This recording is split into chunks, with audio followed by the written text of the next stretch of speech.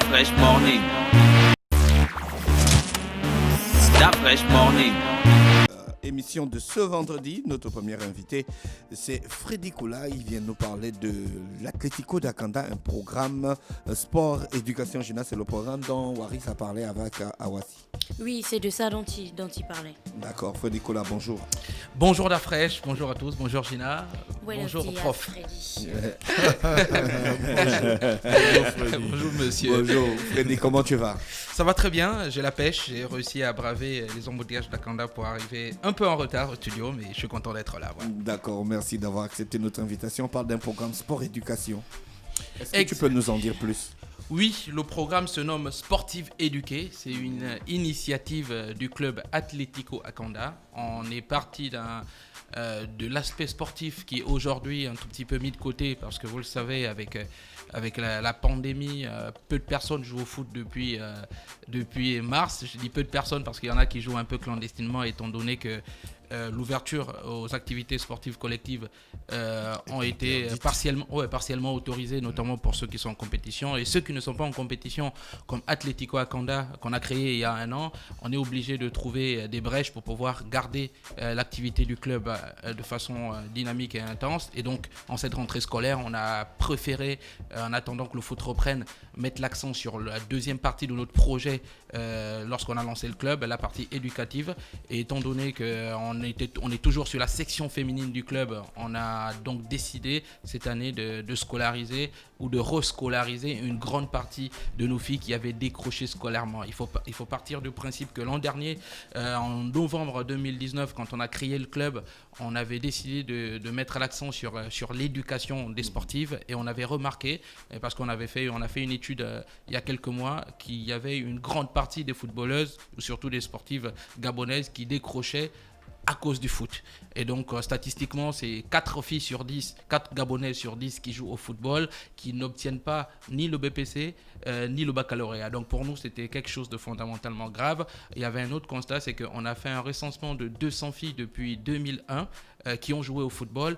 Et il n'y a que 12% de ces 200 filles qui ont réussi à obtenir un diplôme universitaire ou un diplôme leur permettant d'avoir un travail. Donc les raisons de cette absence de diplôme et peut-être d'intégration dans le monde du travail après le football sont nécessairement pour la plupart liées au fait qu'elles ont trop joué au football et que leurs encadreurs leur disaient qu'à chaque fois, pour pouvoir continuer à être performant dans le foot ou pour jouer au foot de haut niveau, comme ils leur disent, il faut se concentrer au foot et mettre l'école de côté. Ce que nous, on bat en brèche complètement. Donc c'est une hypothèse qu'on essaie de contredire sur le travail et sur le terrain. Et donc on a créé avec les conseils d'une ONG qu'on appelle Plan International ce programme éducatif qui va permettre à ce qu'une quinzaine de filles pour cette année, parce qu'on avait une échantillon de 2 filles l'année dernière, ça a plutôt bien marché. Il y a une qui s'appelle Mazali, qui est l'une des meilleures buteuses du club et surtout l'une des meilleures joueuses gabonaises, qui avait décroché pendant 6 ans. Elle ne partait pas à l'école, elle avait perdu son père, Mazali Vanessa. Et quand on a repris le club et qu'on l'a ramené, on a fait un transfert en lambda chez nous, on lui a proposé de repartir d'abord à l'école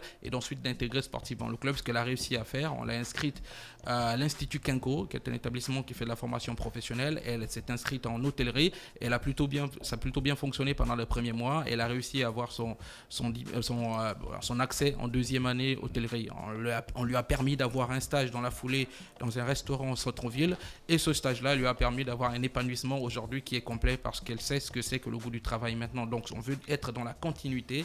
Et Sportive Éduquée est un programme qui va être un programme à plus grande échelle avec 15 filles cette année. Voilà. Bon, avec tout ça, les auditeurs sont... Freddy, Oui.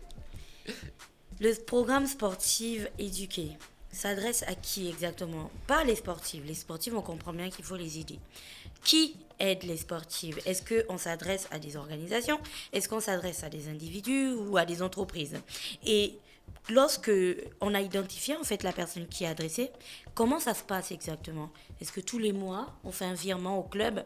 Est-ce qu'on va directement payer l'établissement scolaire? Qu'est-ce que ça implique?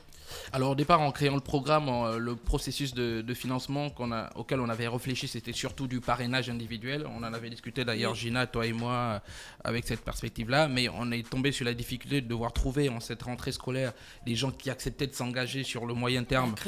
La crise, s'engager sur le moyen terme et accompagner individuellement les filles. Et on s'est dit, après la première réunion préliminaire que j'ai eue avec l'équipe, on s'est dit il fallait peut-être qu'on teste un financement participatif. Et l'idée m'est venue de poster d'abord sur Facebook en demandant aux gens, et si on créait un programme éducatif, et si on essayait de trouver une centaine de personnes qui donnent, une vingtaine de personnes qui donnent chacun 100 000 francs CFA, ça nous permettait d'avoir un quota minimum qui permette à ces filles-là de commencer l'école. Et donc on a eu quelques avis favorables et quelques propositions, notamment de quelques personnes physiques. Il y a même des gens à l'étranger qui nous ont fait des virements comme Maïs Mouissi, comme une dame qu'on appelle Gaëlle Bitegué à Libreville. Notamment, on a eu quelques personnes aussi qui ont accepté de nous donner de l'argent, comme Jessica Ilunga, qui est la chargée de com de la fédération. Et on s'est dit, voilà, il y a peu de personnes qui ont réagi favorablement. Ils étaient à peu près une dizaine, une quinzaine de personnes. Et étant donné que cet argent ne pouvait pas suffire pour financer en masse le programme, on s'est dit, voilà, il fallait donc qu'on rédige des courriers à des personnes morales et physiques. Donc, ce qu'on a fait depuis les 2 dernières semaines, on a rédigé un grand nombre de courriers, notamment à l'Office de développement du sport et de la culture. J'espère que M. Joannick va pouvoir réagir. On a rédigé des courriers, on a envoyé à quelques ministères, le ministère de l'Éducation. Là, j'ai reçu un appel du ministère de l'Éducation avec qui on a échangé sur la perspective. On a reçu aussi, grâce à Dieu, un appel de la fondation Sylvia Bongo Ondimba, parce que la première dame, je lui en avais parlé il y a 1 an de ce projet-là lorsqu'on était au Marathon du Gabon. Donc aujourd'hui, elle s'est levée un matin, elle a dit « Ah tiens, ce programme-là peut entrer dans nos cordes ». Et étant donné que derrière aussi, on a une perspective de lutte contre les inégalités et surtout le décrochage scolaire, ce qui rentre dans les cordes de la fondation. Donc aujourd'hui, cette perspective-là est en développement et on a la chance d'avoir déjà réussi à nouer des partenariats concrets pour l'intégration de ces filles dans les établissements, notamment le lycée Awassi et notamment l'Institut Kinko. Donc techniquement, on a réussi à caser ces filles-là. Il y en a qui sont aussi au public, comme le lycée... Je vais demander, la rentrée scolaire a démarré. Où est-ce qu'elles sont au moment où on est en train de parler? Alors on a 15 filles, elles sont reparties en 3 secteurs. Bon, 3 secteurs, j'appelle ça secteur, mais on a 5 filles dans des lycées publics, notamment le lycée Jean-Hilaire Obama de Nzengayon qui reçoit 4 de nos filles. On a le lycée Elia Epi de Nzengayon qui reçoit aussi 2 de nos filles. On a le lycée privé Awassi qui va recevoir 5 filles cette année. Et l'Institut Kenko va recevoir 5 filles cette année. Et donc quand on totalise tout ça, ça fait à peu près une quinzaine de filles qui sont pour l'instant déjà dans le programme et déjà intégrées ou réintégrées. Donc on va suivre.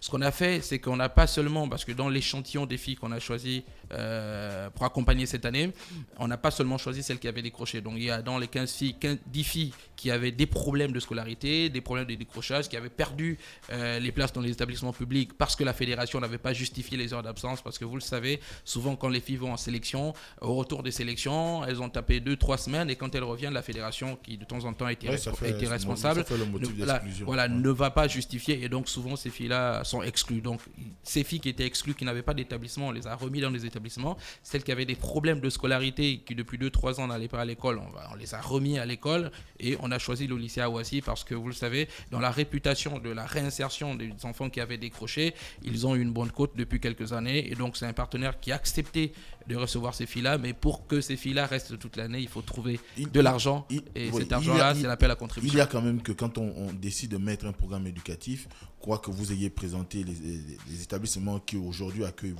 vos filles, est-ce que c'est de l'ordre des partenariats ou simplement vous avez fait souscrire à des inscriptions par la voie normale? Parce que ce sont des partenariats. Pour ce qui est du lycée Awassi, on a de la chance d'avoir échangé avec celle qui est proviseur actuellement. Ils ont accepté, on a signé une convention de nous faire des prix au rabais. Je pense que pour les terminales, on paye entre 800 et 900 000. Donc on va payer, plutôt que de payer 800 et 900 000, on paye la moitié du tarif. Et les frais d'inscription sont à nos frais, etc. Donc c'est pareil pour les 5 filles qui vont être là-bas. elles vont payer non pas 600, 700 ou 800 000, on va payer la moitié. Donc ces frais sont à notre charge, à la charge du club. Et pour que le club, évidemment, arrive à tenir ses engagements, il faut trouver les finances. Et ces finances-là, ce sont ces appels à contribution qu'on a lancés. Personnellement, on a un peu mis la main à la pâte pour déjà payer tout ce qui est frais de scolarité, tenues, etc. Surtout celles qui sont au lycée et qui vont commencer là.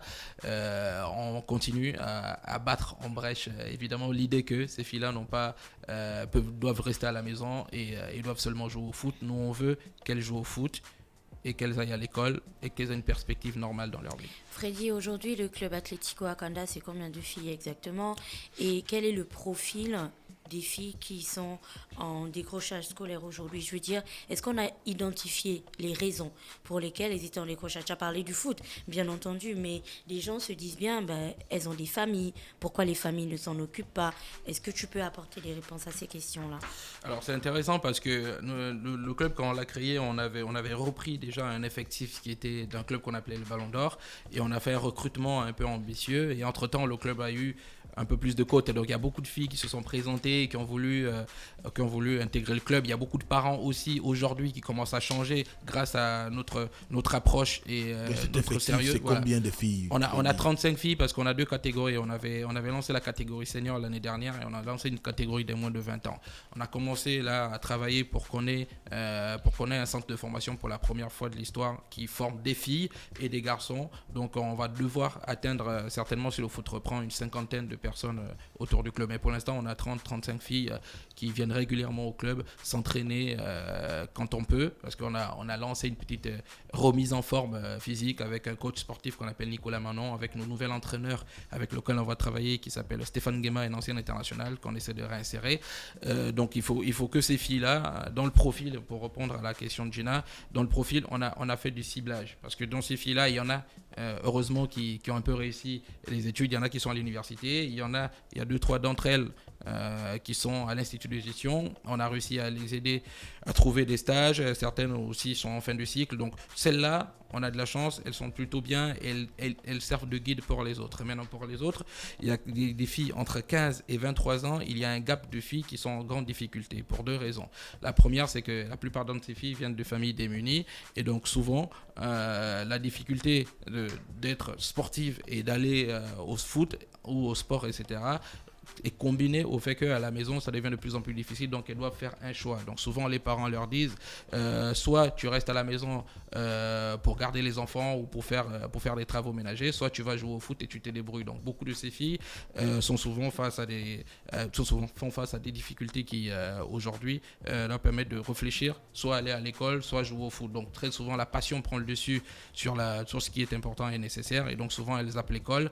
Et comme elles ont des encadreurs qui ne sont pas souvent très honnêtes et très réfléchis, les encadreurs les encouragent à venir s'entraîner les après-midi ou tous les jours, en oubliant que derrière il y a une autre vie en dehors du foot. Donc nous on essaie de combattre ça. C'est un combat, c'est un engagement que j'ai pris depuis près d'1 an. J'ai peut-être mis aussi en pause quelques-uns de mes projets. C'est un engagement auquel je souhaiterais qu'il y ait d'autres personnes qui s'appuient dessus. On a la chance aujourd'hui que la Fondation et la Première Dame s'intéressent un tout petit peu à la question, mais il faudrait que d'autres personnes, d'autres femmes surtout, des élites et des leaders du secteur du leadership féminin s'intéressent un tout petit peu à la question. Merci Freddy d'avoir accepté notre invitation. Je te souhaite de passer une bonne journée à l'écoute des programmes d'Urban FM. Merci beaucoup Dafresh, et puis je vous ai ramené un petit cadeau. Mosley, il va attendre. Comment faire pour contribuer Gina, je t'ai ramené la nouvelle collection de t-shirts We Are Akanda. Il faut qu'il donne les contacts. Oui, Freddy, les contacts. Le moyen pour pouvoir participer, contribuer à ce programme qui me semble intéressant pour les jeunes filles. Merci Mosley. Sinon, ils allaient appeler Dafresh pour dire c'est comment qu'on contribue. On ne sait jamais. 1000 francs, c'est toujours mieux que 0. Oui, prof. Ce serait très bien. Non, mais c'est vrai en plus. Merci Mosley. Pour ceux qui veulent contribuer et veulent aider à ce programme éducatif pour financer l'éducation des filles, il faut appeler au 077 64 32 30. 077 64 32 30, c'est le numéro qui permettra de joindre directement des responsables du club, ou sinon vous écrivez sur la page Facebook ou le compte Twitter du club Atlético Akanda. Atlético Akanda. Voilà. Là tu vas déjà mettre le flow du Sud. Non, je vais pas mettre. Donc Dafresh, ton t-shirt dit quand même merci. Merci. Gina a la chance, elle a la nouvelle collection de t-shirts. Merci beaucoup. That Fresh Morning.